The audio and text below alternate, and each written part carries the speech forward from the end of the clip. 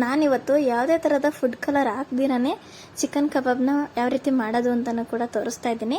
ಸ್ವಲ್ಪ ಅದೇ red colour ಆಗಿ ಬರಬೇಕು ಅಂತಂದರೆ ಏನು ಮಾಡಬೇಕಪ್ಪ ಅಂತಂದರೆ ಯಾವುದೇ ಫುಡ್ ಕಲರ್ನು ಹಾಕ್ದಿರ ಕೂಡ ಮಾಡ್ಕೊಳ್ಬೋದು. ತುಂಬ ಅಂದರೆ ತುಂಬ ಸುಲಭವಾಗೂ ಮಾಡ್ಕೊಳ್ಬೋದು. ಟೇಸ್ಟ್ ಅಂತೂ ಸೂಪರಾಗಿರುತ್ತೆ, ಚೆನ್ನಾಗಿರುತ್ತೆ ಟೇಸ್ಟ್ ಅಂತೂ. ಕಬಾಬ್ ಅಂತಂದರೆ ಯಾರಿಗಿಷ್ಟ ಇಲ್ಲ ಹೇಳಿ, ಎಲ್ರಿಗೂ ತುಂಬ ಇಷ್ಟನೇ ಕಬಾಬು ಮಾತ್ರ. ನೋಡಿ ಇವಾಗ ಮಾಡೋದು ಯಾವ ರೀತಿ ಅಂತಲೂ ತೋರಿಸ್ತೀನಿ.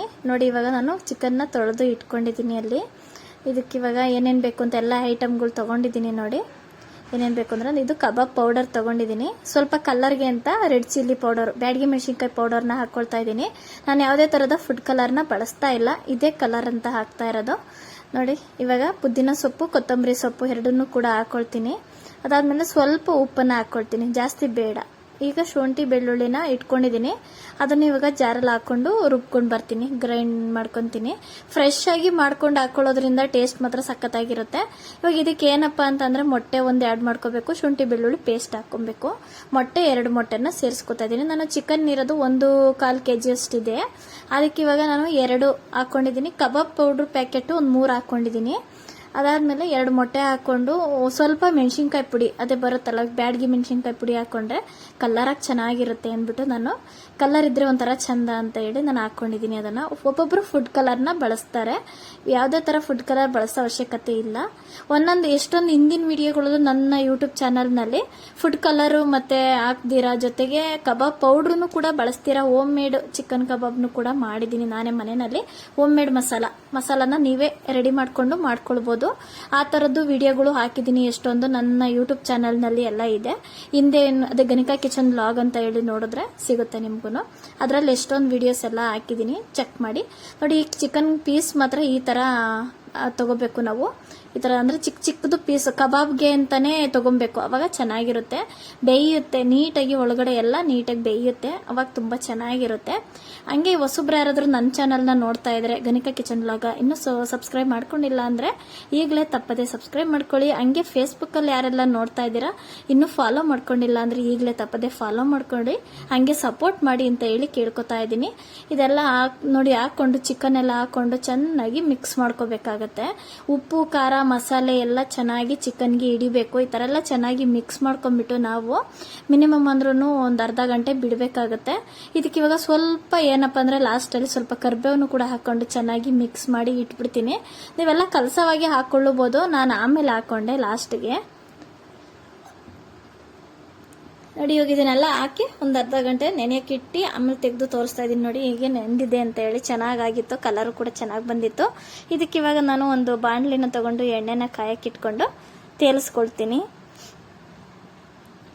ನೋಡಿ ಈ ಥರ ಒಂದೊಂದು ಏನಪ್ಪ ಅಂತಂದರೆ ಚಿಕನ್ನಲ್ಲಿ ಮಸಾಲೆ ಎಲ್ಲ ಬಿಟ್ಕೊಳ್ಳೋದಾಗಿರ್ಬೋದು, ಏನು ಆ ಥರ ಏನೂ ಆಗಲ್ಲ, ತುಂಬ ಚೆನ್ನಾಗಿರುತ್ತೆ. ಟೇಸ್ಟ್ ಮಾತ್ರ ಸೂಪರ್ ಅಂತಲೇ ಹೇಳ್ಬೋದು, ಸಖತ್ತಾಗಿತ್ತು ಟೇಸ್ಟು. ಅಂದರೆ ಕಬಾಬೇನು ಯಾವಾಗಲೂ ಏನು ಮಾಡ್ಕೊಂಡು ತಿನ್ನೋದು ಸರಿಯಲ್ಲ, ಯಾವಾಗಲಾದರೂ ಬೇಕು ಅನ್ನಿಸ್ದಾಗ, ತಿನ್ನಬೇಕು ಅನ್ನಿಸ್ದಾಗ ಅಪರೂಪಕ್ಕೊಂದ್ಸಲ ಮಾಡ್ಕೊಂಡು ತಿಂದರೆ ಚೆನ್ನಾಗಿರುತ್ತೆ. ನಾವೇನು ಜಾಸ್ತಿ ಯಾವಾಗಲೂ ಏನು ಕಬಾಬ್ ಮಾಡೋದಕ್ಕೆ ಹೋಗಲ್ಲ, ಯಾವಾಗಲೂ ಒಂದೊಂದ್ಸಲ ಅಪರೂಪಕ್ಕೆ ಮಾಡ್ಕೊಳ್ಳೋದು. ಬಿರಿಯಾನಿ ಈ ಥರ ಎಲ್ಲ ಮಾಡ್ತಾ ಇರ್ತೀವಿ, ಈ ಥರ ಕಬಾಬ್ ಅಂತೂ ಕಡಿಮೆನೇ ಮಾಡೋದು. ನೋಡಿ ಈ ಥರ ಅಂದರೆ ತಿನ್ನಬೇಕು ಅನ್ನಿಸ್ದಾಗ ನಾವು ಮನೆಯಲ್ಲೇ ಮಾಡ್ಕೊಂಡೇ ತಿನ್ನೋದು. ಹೊರಗಡೆ ಏನೆಲ್ಲ ಕಬಾಬು ಈ ಥರ ಎಲ್ಲ ತರೋದಕ್ಕೆಲ್ಲ ಹೋಗಲ್ಲ ನಾವು ಮಾತ್ರ. ನಾವು ಮನೆಯಲ್ಲೇ ಈ ಥರ ನಾನೇ ಮನೆಯಲ್ಲಿ ಮಾಡ್ಕೊಡ್ತೀನಿ, ಅದೇ ನಮಗಿಷ್ಟ, ಚೆನ್ನಾಗಿರುತ್ತೆ ಟೇಸ್ಟ್ ಮಾತ್ರ. ಪೀಸ್ಗಳು ಮಾತ್ರ ಸ್ವಲ್ಪ ಚಿಕ್ಕ ಚಿಕ್ಕದಾಗೆ ನಾವು ಕಟ್ ಮಾಡಿಸ್ಕೊಂಡಿರೋದು ತೊಗೊಂಡಿರೋದು. ನೀವು ಬೇಕಿದ್ರೆ ಸ್ವಲ್ಪ ದಪ್ಪ ದಪ್ಪ ಪೀಸ್ಗಳ್ನು ಕೂಡ ಮಾಡಿಕೊಂಡು ನಿಮಗೆ ಯಾವ ರೀತಿ ಬೇಕೋ ಆ ರೀತಿಯಾಗಿ ತೊಗೊಂಡು ಬಂದು ಮಾಡ್ಕೊಳ್ಬೋದು. ನೋಡಿ ಈ ರೀತಿಯಾಗಿ ತುಂಬ ಚೆನ್ನಾಗಿ ಬೇಯಿಸ್ಕೊಳ್ಬೇಕಾಗುತ್ತೆ. ಮೀಡಿಯಮ್ ಫ್ಲೇಮ್ ಇಟ್ಕೋಬೇಕು, ತೀರಾ ಜೋರು ಉರಿನೂ ಇಡಬಾರ್ದು, ತೀರಾ ಸಣ್ಣ ಉರಿನೂ ಇಟ್ಕೊಳ್ಬಾರ್ದು, ಮೀಡಿಯಮ್ ಆಗಿ ಇಟ್ಕೊಂಡು ಬೇಯಿಸ್ಕೊಳ್ಬೇಕಾಗುತ್ತೆ.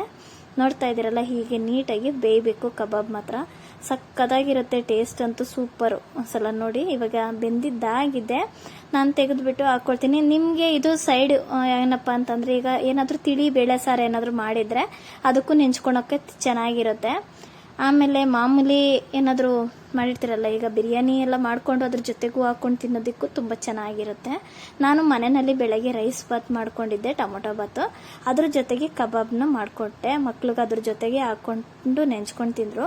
ಮತ್ತು ಅದ್ರ ಜೊತೆಗೆ ನಾನು ಗ್ರೇವಿನೂ ಕೂಡ ಮಾಡಿದ್ದೆ, ಚಿಕನ್ ಗ್ರೇವಿ ಮಾಡ್ಕೊಂಡಿದ್ದೆ. ಸ್ವಲ್ಪ ಇದರಲ್ಲೇ ಚಿಕನ್ನ ತೊಗೊಂಡು ನಾನು ಗ್ರೇವಿ ಮಾಡ್ಕೊಂಡಿದ್ದೆ, ತುಂಬ ಚೆನ್ನಾಗಿತ್ತು.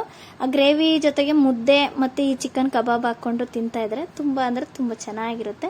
ಟೇಸ್ಟ್ ಅಂತೂ ಸಖತ್ತಾಗಿತ್ತು ನೋಡಿ. ಮಕ್ಕಳಿಗೆಲ್ಲ ಮಾಡಿಬಿಟ್ಟು ನಾನು ಹಾಕ್ಕೊಡ್ತಾ ಇದ್ದೀನಿ, ಟೊಮೊಟೊ ಬಾತ್ ಜೊತೆಗೆ ಕಬಾಬ್ನ ಹಾಕ್ಕೊಡ್ತಾ ಇದ್ದೀನಿ. ನೋಡಿ ಹೇಗಿದೆ ಅಂತ ಹೇಳಿ. ಹಂಗೆ ವಿಡಿಯೋ ಇಷ್ಟ ಆದರೆ ಲೈಕ್ ಮಾಡಿ, ಹಂಗೆ ಶೇರ್ ಮಾಡಿ, ಹಂಗೆ ಫಾಲೋ ಮಾಡೋದನ್ನು ಕೂಡ ಮರಿಬೇಡಿ. ಹಂಗೆ ಯೂಟ್ಯೂಬಲ್ಲಿ ನೋಡ್ತಾ ಇದ್ರೆ ಹಂಗೆ ಸಬ್ಸ್ಕ್ರೈಬ್ ಮಾಡ್ಕೊಳ್ಳಿ. ನೋಡಿ ಇವಾಗ ಕಬಾಬ್ ಎಲ್ಲ ಎಷ್ಟು ಚೆನ್ನಾಗಿದೆ, ನೋಡ್ತಾ ಇದ್ರೇ ತಿನ್ನಬೇಕು ಅಂತಾನೆ ಅನಿಸುತ್ತೆ, ಅಷ್ಟು ಚೆನ್ನಾಗಿರುತ್ತೆ. ಈ ಗ್ರೇವಿದು ರೆಸಿಪಿಗಳೆಲ್ಲ ಹಿಂದಿನ ವಿಡಿಯೋದಲ್ಲಿ ನಾನು ಹಾಕಿದ್ದೀನಿ, ನೋಡಿ ಹಂಗೆ ಚೆಕ್ ಮಾಡ್ಕೊಳ್ಳಿ. ಯೂಟ್ಯೂಬಲ್ಲೆಲ್ಲ ಹಾಕಿದ್ದೀನಿ ನೋಡಿ, ಗಣಿಕಾ ಕಿಚನ್ ವ್ಲಾಗಲ್ಲಿ. ಚಿಕನ್ ಗ್ರೇವಿ ರೆಸಿಪಿ ಅಂತೂ ಎಷ್ಟೊಂದು ಹಾಕಿದ್ದೀನಿ, ನೀವು ಕೂಡ ನೋಡ್ಕೊಂಡು ಮಾಡ್ಕೊಳ್ಳಿ. ಈ ಗ್ರೇವಿ ರೆಸಿಪಿ ಏನು ಮಾಡಿಲ್ಲ ನಾನಿವತ್ತು, ನೋಡಿ ಇದನ್ನು ಮಾಡಿದ್ದೀನಿ ಅಂತೇಳಿ ತೋರಿಸ್ತಾ ಇದ್ದೀನಿ. ಎಲ್ರಿಗೂ ನಮಸ್ಕಾರ, ನಾನು ಮುಂದಿನ ವಿಡಿಯೋದಲ್ಲಿ ಸಿಗ್ತೀನಿ.